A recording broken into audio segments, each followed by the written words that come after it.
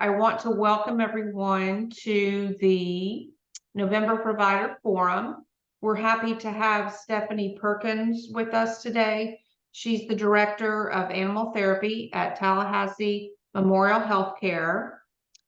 She has a great understanding of the human-animal bond and how to utilize that relationship in interventions that benefit all participants.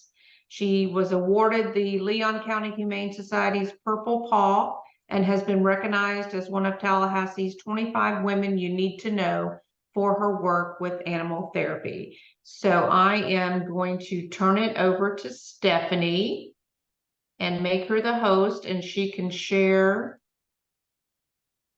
her PowerPoint. Excellent. Great. All right, I'm going to go ahead and share that. Let me find it. All right, can everyone see that? Yes. Okay, perfect. Hi, everyone. Thank you guys for having me. I'm super excited to share all of our wonderful work here in the community with you all. We had a little rough start, but we're rolling now. So I hope you guys will find animal therapy as exciting as I do. So first, I'm an employee of Tallahassee Memorial HealthCare. I'm the Director of Animal Therapy here. And our mission is to foster the therapeutic bond between humans and animals so that we can help people with mental health, physical well-being in the hospital here and the surrounding community. We've been doing this in the Big Bend area since 1985.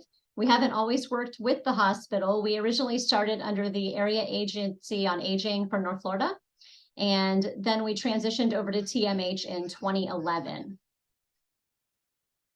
So all the work that we do focuses on the human-animal bond, which is a mutually beneficial relationship between human and animals, and it's essential to the health and well-being of both. So I don't know if you all are all pet people. If you're a pet person, you totally get this. If you're not, you really need to watch some of these interactions to see it at work. Oftentimes visiting with these animals opens people up, makes them more receptive to other therapies, makes them more receptive to other people as well. So the benefits of this include emotional, psychological, physical interactions, and just, everything in the environment as well is included in that. And I'm sorry about the noise. We have a helicopter landing for survival flight if it gets loud. So our teams do undergo a lot of testing and qualifications. So to become a team, these are actually people from our community and their personal pets for the most part, and they have to go through a screening process first. And the screening process takes about 20 minutes, and that's there in place to make sure that the handler and the animal are appropriate for this kind of work, because we want to make sure that the animals will enjoy this work as they're doing such a tremendous job for us, and also that the people have good skills so that they can facilitate the visits between the other people and their animals. So after the initial screening, if they pass, and I'll share with you that we generally screen 75 people per session. We do 2 sessions per year, spring and fall. And we have 75 people who will come in, or roughly around there. And about a third of those make it through to classes. Sometimes the animals need a little more work. They need a little more life experience to get used to the things that we might experience during our visits and that humans might do to them, like touching and hugging and loud noises and things like that. So the teams that are appropriate then move on to multiple weeks of training classes. So these training classes, we have 4 training classes that are classroom classes focused only on the humans. And they cover things like the history of the work that we do here, infection prevention, policies and procedures, all of our TMH background checks and information that they need to learn, how to safely handle their animal while they're visiting, as well as a lot of dog body language. We focused heavily on that. We do have other animals that visit as part of our program, but we focus heavily on dogs because that's the vast majority. And knowing the dog body language really helps everyone understand when their pets are comfortable and when they're uncomfortable, because them being comfortable is really important to us. So after these training classes, it's usually 10 weeks. Sometimes we adjust based on holiday schedule, so it might be 9 weeks. But generally in the 10-week range, they have an evaluation at the very end. So they get to come to 4 classes, humans only, 6 classes with their animals to practice all the skills they'll be using on these visits. We have a faux patient room that they can visit in. So it's got a bed. We have volunteers who role play. We've got a read room where the kids, we have kids who come in and volunteer, and the dogs get to go in and visit with them to make sure they're comfortable in that situation. And then we mimic things we might see at an assisted living facility or a nursing home as well. So they get the hands-on experience and practice before they have to use it as part of their job. So at the end of the classes, then they have an evaluation. The evaluation is an expanded version of the initial screening that we do. It's hands-on for the dogs, so we touch them all over. We look at their ears, tail, teeth, and all 4 feet. We pet them in an exuberant way, make funny noises like people in the community might, and we give them a hug.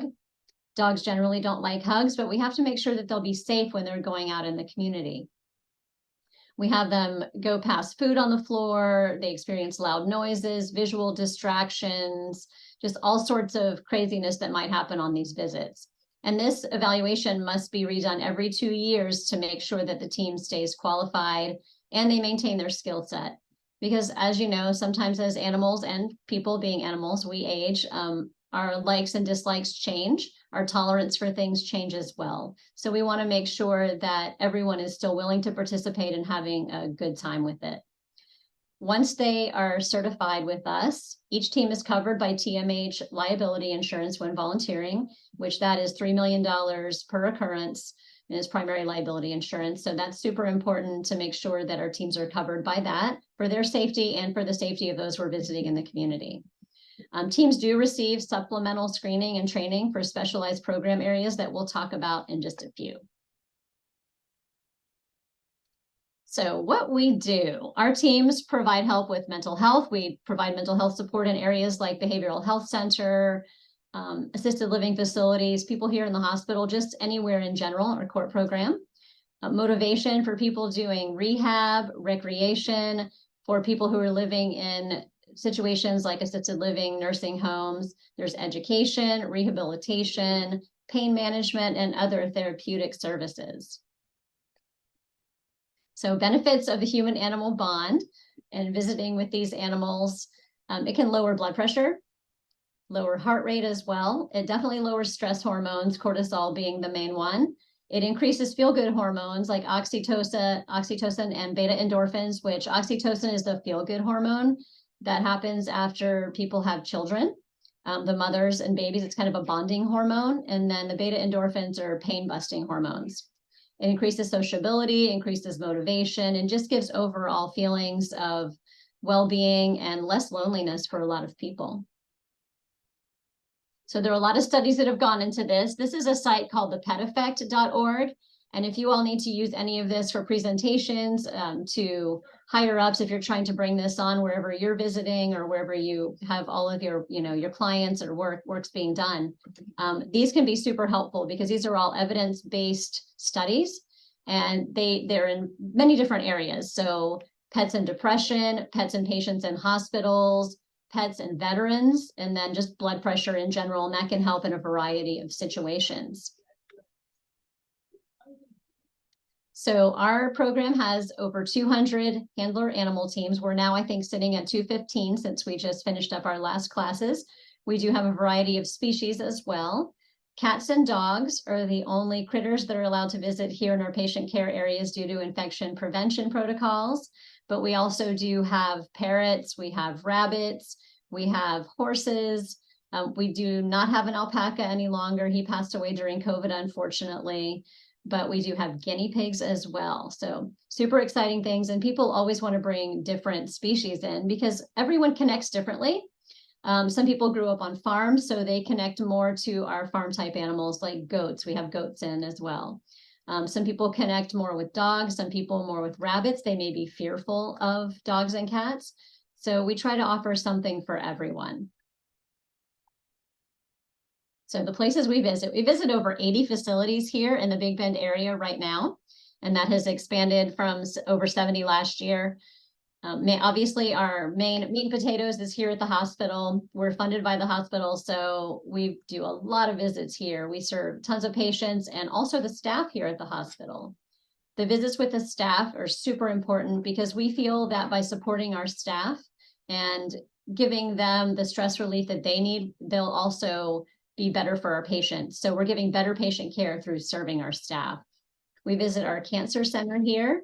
We visit medical and rehabilitation facilities, so places like Center Point that do rehab and nursing homes all combined, assisted living and long-term care, which is where we got started because we were funded by the Area Agency on Aging, runaway shelters like CCYS, facilities for homeless families like Hope Community, behavioral health facilities, which we only visit here at TMH, because I'm not sure if everyone's aware, but HCA is a competitor hospital and they're not for profit. So we wear our TMH logos, and that doesn't seem to work well for both organizations for us to be visiting there with our logos on.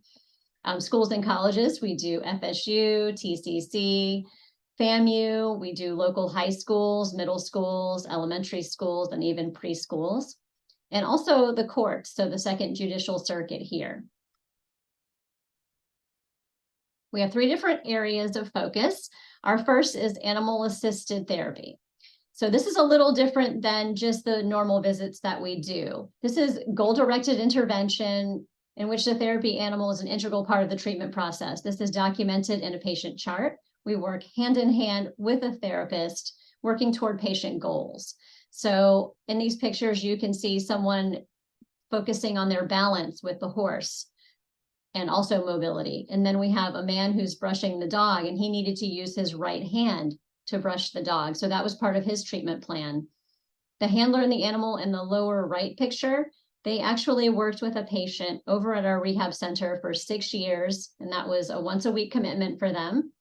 They worked with this patient who was a teenager at the time. She was involved in an ATV accident, and her ATV went out in a cloud of dust in front of a truck, and she was hit with the truck going about 60 miles an hour. So she had just horrific injuries. She died several times on the way to the hospital and during her surgeries to repair what they could of her body. So she had years and years of therapy to go through to be able to walk and talk again. When this team met her, she was not motivated to do her therapy. She was very sassy and just refused to participate. So they thought, okay, we'll bring this dog in and see if this might help motivate her. So she's a cat person. She didn't particularly care for a dog at first, but she fell in love with its handler and animal.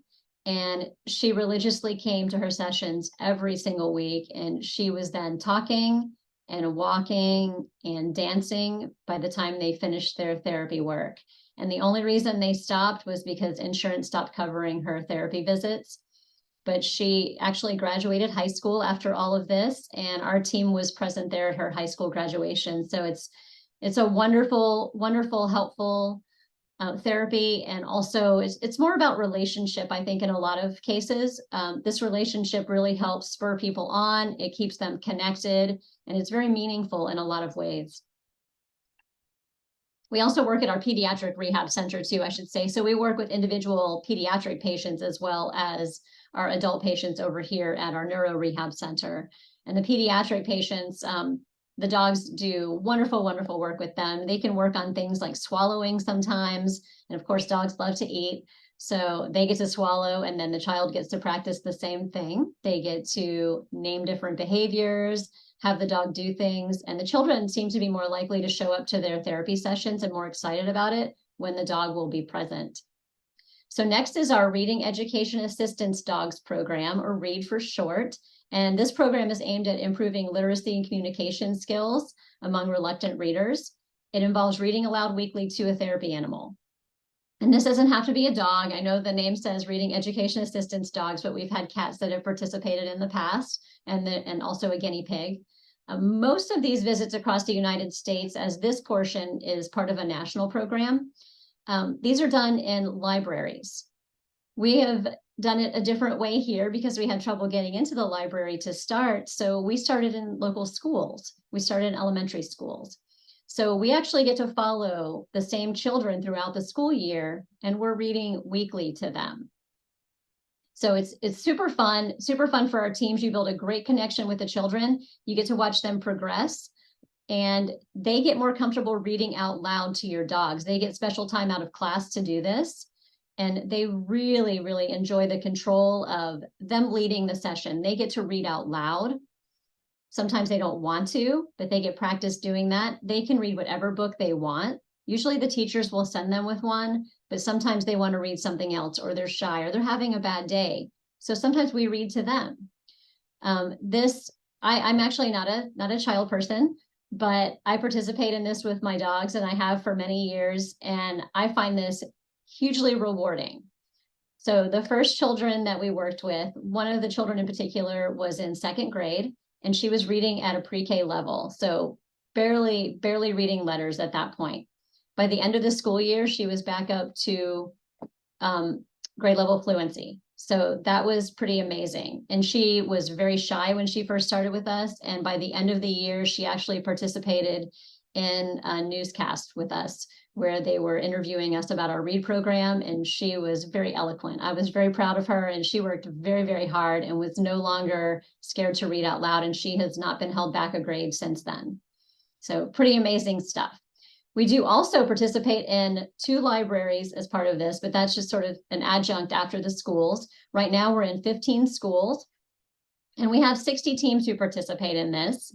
And again, it's once a week. We usually get started mid-October after these students are chosen by the reading specialist based on lower fluency testing. So the child may be a reluctant reader, but may just not be very good at it. So by the end of the year, we hope to have them reading a little better, more confidently. And so the library situation is a little bit different. These are general signups. We go to the library once a month. People can sign up for these sessions with our dogs. So we have no control over who signs up for these. These children are usually avid readers anyway, because they're coming to the library with their parents, or maybe they're in pre-K and they're just getting started. So we want to excite them about reading, get them pumped up and interested. So they come and read to us. We don't get the same children all the time at the libraries, but this is a really fun way for our teams to get involved who can't do this during the work week, because the scheduling for the read visits is during the school day. So a lot of people work and they can't participate. If you have that kind of schedule, then the library visits are better for you, because you can tap in on the weekends when you have some free time, and you can spend an hour with some children and then go do other things that you need to do over the weekend. So very, very cool stuff. Last but not least, we have our Courthouse Therapy Dogs program. And this program started, actually, we started working on it in 2006. We did not make any visits until 2007. And it wasn't until 2012 that we made our first visit into the courtroom. So the way this morphed was we got permission through all of the powers that be to come into the courthouse with our dogs and work with children in criminal cases of sexual abuse, basically. And we were allowed to go in during depositions and hearings and support them behind the scenes, but no further. It took us passing a law here in Florida. We were actually the first nation in the state, the first state in the nation, sorry, to pass a law allowing service or therapy animals into the courtrooms. And that's one of our volunteers spearheaded that. So in 2011, they passed that law. So then we started the real work of doing all of the policies and procedures and protocols for going into the courtroom. We wanted to make sure that we did it right, that we didn't have any mistrials, because that would be horrific for us. We would not want to cause a child undue stress to have to testify again in a trial that was already horrible for them. So we took a year to do mock trials where we practiced with a judge. We had bailiffs there, everyone participating in the court system. We had a fake jury. We had prosecutors. We had the public defender there, as well as people in the gallery, just to see how all this would work. We wanted to do it right, make sure that we had all of the I's dotted and T's crossed before we actually entered the courtroom. So September of 2012, we entered the courtroom for the first time for our first trial, and we've been there ever since. We have actually had over 80 teams participate in this program, and we've worked over 390 cases, or actually events, not cases, events associated with different cases for criminal court. And then we also serve dependency court. So for dependency court, we serve mainly Wakulla, Leon, and Gadsden. Gadsden has been, since COVID happened, we haven't been participating in Gadsden as much for dependency, but we have been involved in criminal. Wakulla and Leon, we're getting started again in Wakulla for dependency court, but Leon, we're doing juvenile instead of dependency because most of the dependency stuff is now done on Zoom, and that's not really conducive to such a visit. So we have done, I can't even tell you how many visits we've done in dependency court in Leon or Wakulla because they're mass dockets. So our team will go and it helps de-stress the situation for everyone involved. And the person who got us started with dependency court was Judge Jill Walker. She was not an animal person, never had pets growing up, didn't have pets with her children either, but she had read some of the studies. She understood how animal therapy worked and thought, well, hey, let's give this a try down here in Wakulla County and see how this works. So down there, our animals would be out in a general waiting area with the children and their families, guardian ad litem, and everyone else who's involved with that.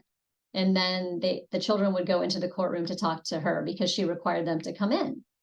She said that everyone in that situation was much calmer when they came into the courtroom. And it also helped her develop rapport with the child so that she could ask them questions pertaining to their future and placement and get really good information on that. So that's really been super helpful in dependency court. And in criminal court, you can imagine these children have to go through horrific things. They first have to tell a trusted adult what happened. Then they have to tell law enforcement, and oftentimes they're taped on that CPT tape. Then they have to go to the courthouse, talk to other people, review the CPT tape, prepare to testify, go in and testify with the perpetrator staring at them. And then they get to come out and wait for the verdict. It's really horrifying. It's horrifying to watch as a handler on my part. It's just heartbreaking to see what these children have been through and how scary it can be for them. And we also serve adults, so it's not only scary for children, it's scary for adults too. And I have never been involved personally in a case like that, but I have been called as a witness for civil things, and even going in for civil things, I've been nervous. So I can imagine going in and divulging things that are super personal like that would be very, very stressful and scary. And having these teams here to help them through that is very, very helpful for everyone involved in that situation. Quick question, Stephanie. So Yeah. regarding in the courtroom, are the animals actually in the courtroom? Yes. In the witness stand, or where are they? No. So we're very careful about where we place them. There are some groups in the United States who will put them in the witness stand, and they feel that that's very important. But I don't know about you and your animals, but my animals sometimes will fall asleep and snore, or they will make noise, kicking around with their feet. So what we've done to eliminate introducing them to the jury is the judge will recess the jury before the child comes in. So we will go with the victim advocate and the child and walk them up to the witness stand while they're seated. Then we go to the very back of the courtroom. We sit on the same side as the jury with the dog out of sight. And usually the victim advocate will place someone seated in front of us as well, because everybody's cleared. So we're just going to be evident that, there are only a few people in the courtroom when they come back in. Then the jury will come back in, they'll hear the testimony. We're obviously educated on courtroom decorum, so we can't look at the child or do anything like that. We don't want to cause any issues with that. So we generally just watch our dogs, make sure our dogs are being calm, paying attention, lying down, not creating any issues. Then when testimony is over, the judge will then recess the jury again. Then the child will come down, we'll walk them outside, and then we can decompress either there or in the victim advocate's office. So that's how we do it here. We do not go up to the witness box because we actually stay with our animals. And that's super important to us always, to be with our animals and have them on leash, because we feel that everyone else has an advocate in that situation. The animals should as well. And I think that sends a good message to the children. So that's how we do that here. It's a little different, but it really has worked for us. We've had no issues with that at all. So with animal therapy, we have a lot of different opportunities, because some people don't have dogs, or maybe they can't have animals, they don't have time for them. You can volunteer with an animal, or you can volunteer without an animal. We have a lot of opportunities for people without animals. Internships. We do shadow visits where you can actually just come with us and learn what we do, see how these visits work. The only place that you cannot shadow is in criminal court, because that's just introducing a new person and makes it very, very awkward for the child in that situation, because they've built a relationship and trust with that handler and animal. So funding, a lot of people will ask about funding, you know, how do we fund this program? Our program as a whole is funded through TMH. Our operational budget comes from TMH, the hospital as a whole. Anything auxiliary comes through the TMH Foundation, which we now have a Super Pup program, which was initially funded by the Florida Bar Animal Law Section. And we provide these stuffed animals to children who are going through court cases. Also, we provide them to the children who are in a reading program, and they're also provided to children here in the hospital. So these are really awesome little stuffed animals. The original design is a very small stuffed animal that the children can take on the stand with them. So we have special ones that actually go with the children onto the witness stand so they can hold it as a comfort item. These larger ones are for them to take home later, because they're quite large, and they would definitely be difficult to miss on the witness stand. So that's a little bit about that. So people donate for that every year. Those bears run, I think, $40 a piece. So we're glad to be able to provide those to the children. So you can follow us on social media if you're interested in learning more about what we do in the community, and that's at TMH Animal Therapy, and that's on Instagram and Facebook. And I'll have questions for this portion, but I also have a video, a Courthouse Therapy Dogs video that I want to show you all.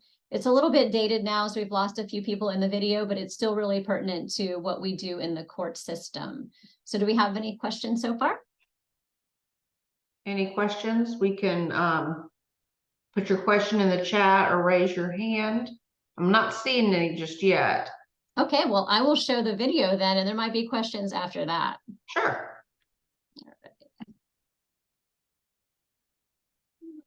Find Vimeo.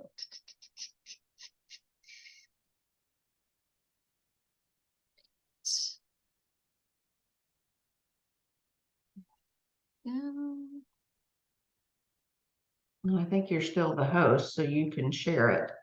I am getting it. It's just not cooperating. We had our internet was down here last night. We had some major problems. Is that working now? Yes.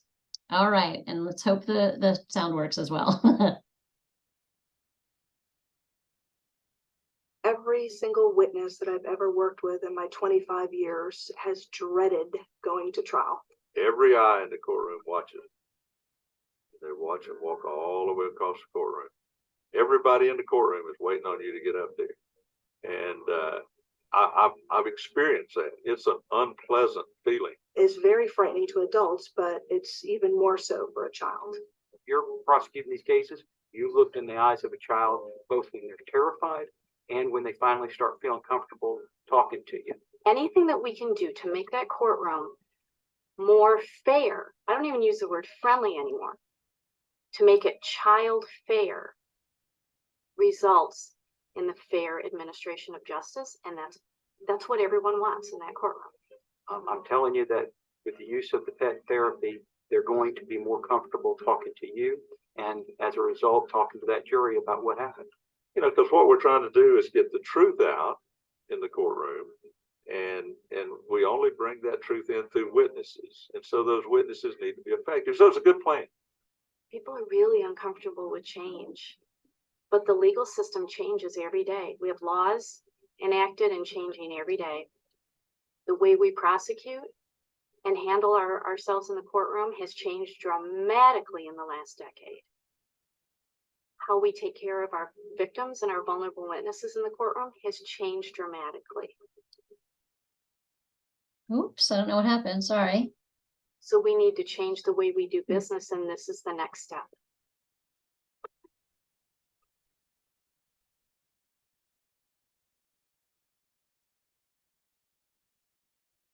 At first I said, we don't need dogs in the courtroom. And they came to me with the idea, and I said, well, I want to hear some ground rules.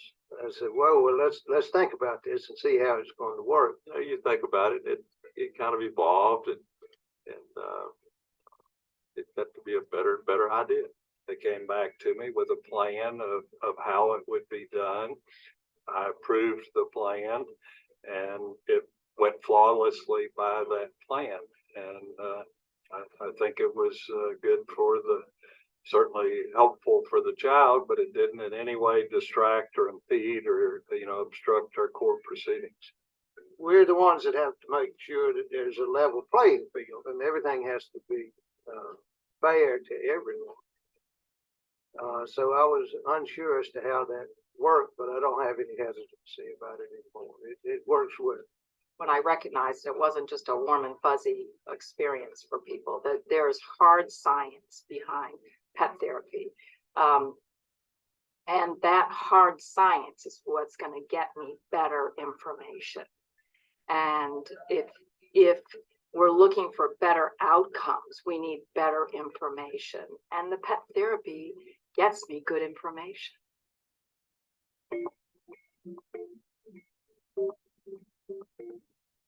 All our teams are screened initially just to make sure they have the correct aptitude and temperament to do this kind of work. Then they go through a workshop, they do training classes, a formal evaluation. Then they also have to make visits and get on-the-job training. They will come in with the knowledge through the training that they have received that will aid that judge in putting together the right atmosphere so that it's fair to everyone. As therapy teams, we had to learn more about court procedures and how to work within the courts. And the court folks had to learn more about what the potential of the therapy teams would be and how they might be able to help and not get in the way. We've drafted protocols. We have procedures that differ by county depending on their particular needs, like certain entrances they want them to use, certain elevators, walkways, areas of access. We've developed oaths of confidentiality. The dogs I send to this program and the only ones I'll send into the courtroom have been proven. They have proven track records. They're calm, they're quiet, they're very manageable, and they like to be around people. People's concerns have been, on the one level, are these dogs going to be okay in public? But the main thing they want to know about, are these dogs going to be solid for these kids? Are they going to be there for the kids? And are they not going to be disruptive to the process? And in every case that we've had, and we've been doing this for years and years now, that's been the story. The first prosecutions ever done, long before we had DNA, CSI, any of the scientific forensic arts, it always started with the testimony of one witness and another. If the witnesses, the complaining victim, are uncomfortable or afraid, they're not going to be able to share their story. I've seen these children go from just sitting there like looking at me to being able to talk and smile and, be able to interact with us. And then we have to try to, in steps, transfer that to them being able to interact with us on the stand and answer our questions. And it's been invaluable in that. It helps the relationship with the prosecutor, helps the relationship with me, and it helps that child to be able to trust us. This does not make things worse. This simply allows your 8-year-old to be able to, or your 4-year-old to be able to speak like a 24-year-old because they are in a comfortable spot.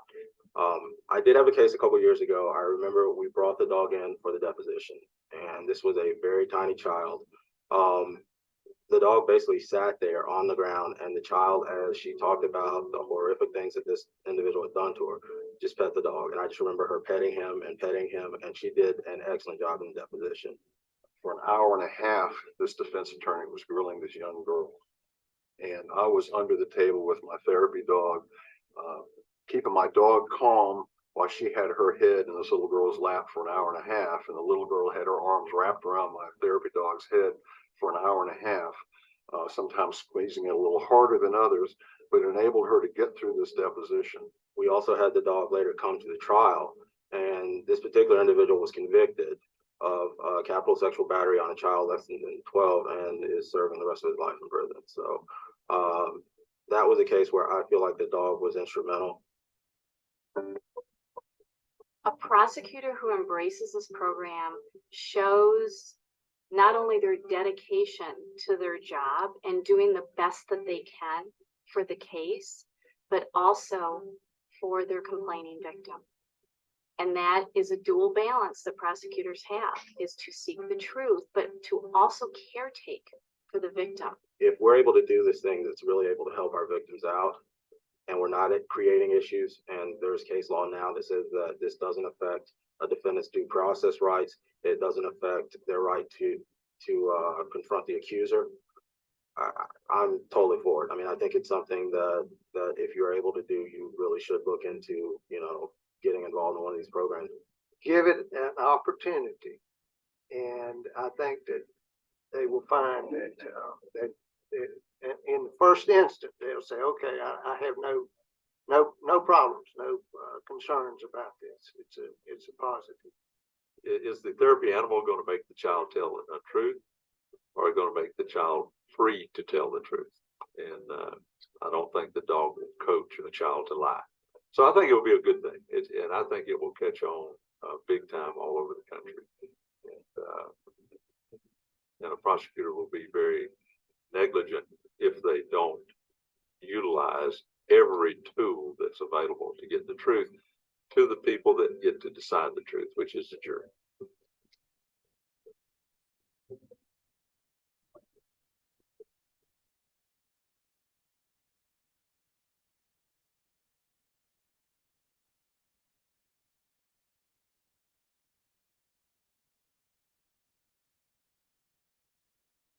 All right, so that's a video, an Emmy nominated video that we put together. It's been, quite a few years now, I think 7 or 8 years at least. But that just outlines for other jurisdictions who want to start something like this. And I know that we have people all over the state here on this, so it may not be the same in your area, and people do it differently. So it may operate differently in your circuit as well. Does anyone have any questions? We do have a question in the chat. Okay. Have you ever run into the issue of a judge not wanting to proceed with an animal in the courtroom? Yes. It's really judge's discretion. However, there is case law. So depending on the prosecutor, they can push that. We have had defense attorneys not want them in the courtroom, and they always end up in the courtroom. That's usually going in the courtroom for us is a Hail Mary. We try to do everything we can not to have the animal in the courtroom because we want to eliminate any chance of there being a mistrial or anything like that. So most of the time we work outside the courtroom, which is just as beneficial in my experience. The very few times, well, not few, we've done it many times, but the times that we do go into the courtroom, it's because the child definitely needs the support, or the adult needs the support in that case, and they cannot testify without the dog. That's usually the victim advocate's call, and they can better judge the state of that witness or victim. Great. And I think I've unmuted people or asked if anybody has a question. You I was gonna say thank you, Stephanie, for answering that. That was awesome. I was also gonna ask, is there a way we can find out like how many people, I guess, I don't know, maybe just like in recent years, a percentage of how many trials have used animal therapy, or just an idea of how many people are involved, maybe in the past few years, just kind of curious about that. On what scale are you talking?